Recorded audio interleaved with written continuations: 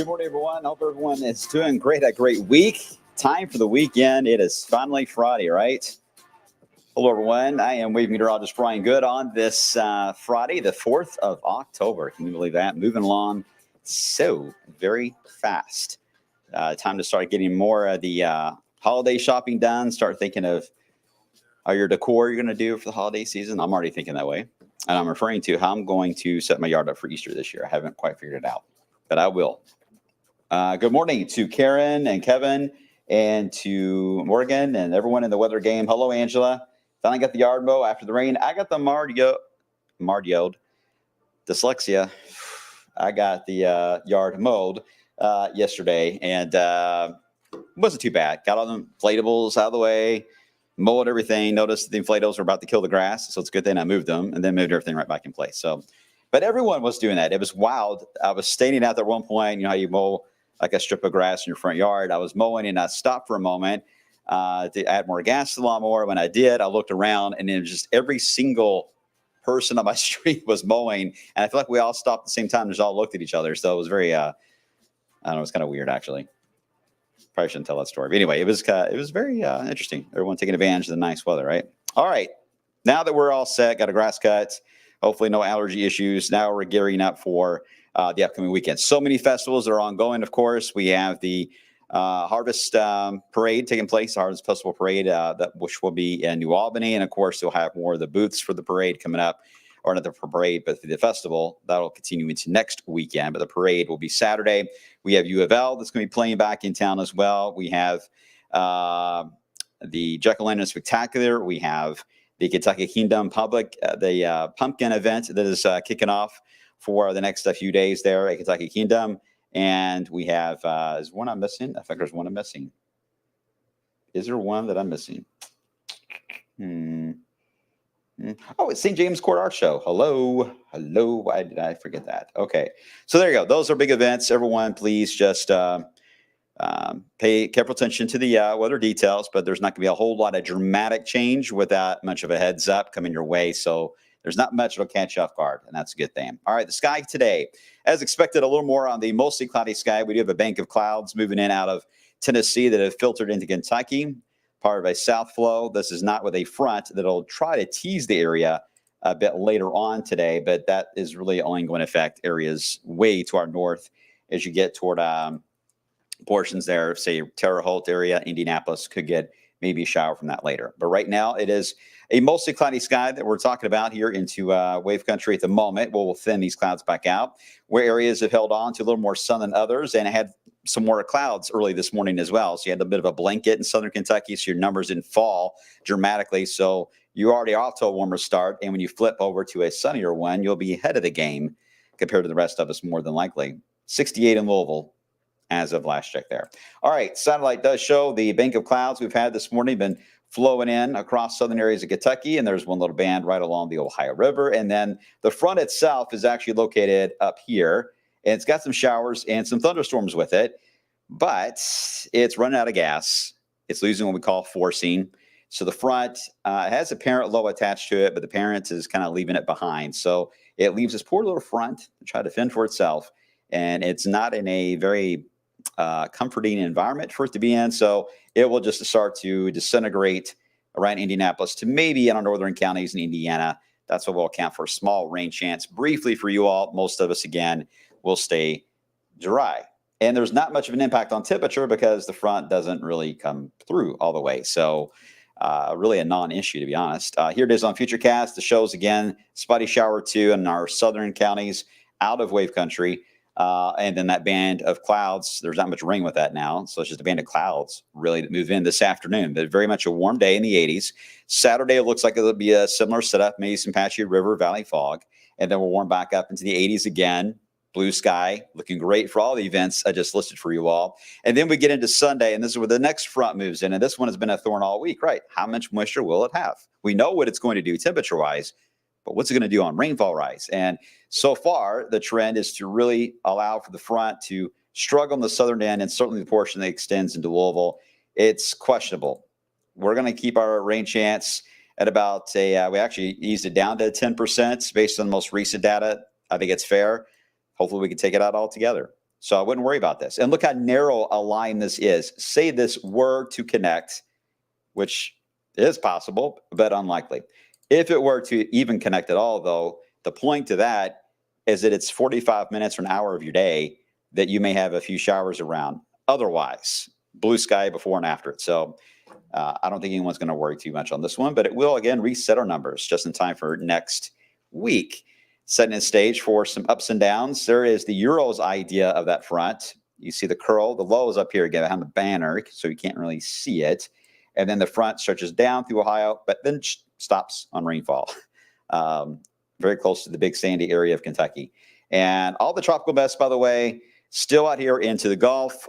We do have, of course, Leslie and Kirk, a powerful hurricane in Atlantic. Those will stay out in Atlantic, not bother us. The question everyone keeps asking is about this system. And it's not one system. You have to understand this time of the year.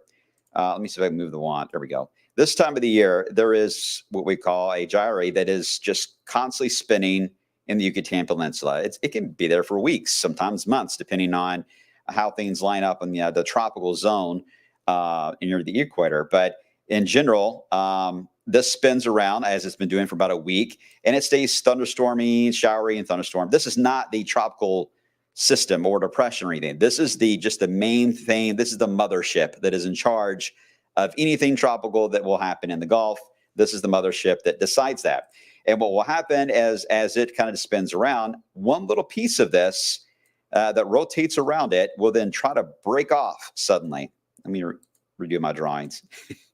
So here's the mothership. Okay, one little piece will break off and curl around, and that piece may suddenly stop and then do its own spin and develop then quickly into a depression, a storm, maybe even a hurricane in some cases, and then moves on out. So the gyre itself is in charge of it all. We just don't know which of the little spins going around it will be one that will latch on and try to become its own identity. Some models say that's possible. One or two could do that. It would be very slow in the next 1 to 2 weeks. And other pieces of data we've looked at keep this just generally spinning around, and showers and storms. There's not much of a organized look to it. We'll be watching it, and I'm sure you are too, especially for those that have friends or family down in Florida. Let's hope it stays a southern feature, although we don't want it to hit Florida all the time because Florida, with this kind of a pattern, tropical named system or not, it could easily produce over a foot of rain in Florida just because of being so close to that spin. You're constantly being thrown showers and storms. So it's not exactly a organized low pressure or as far as a tropical named system, but it is still potentially going to cause some big impacts for the Sunshine State. No sign of anything that would try to go north for now. Everything looks like it would be staying south. And the reason for that is that our cold fronts are fairly strong that are dropping in from Canada. They don't have a lot of moisture with them, but boy, they can really dig in when it comes to some cool temperatures. So they move into the area, but each time they move in about every, say, 5 or 6 days, it is just enough to annoy the gyre here into the Gulf, just annoy it to where it's like, where do they want to try to do something and throw up a hurricane or something? But no, the fronts keep moving in, so it has no choice but to either mind its own business or break free something and get away.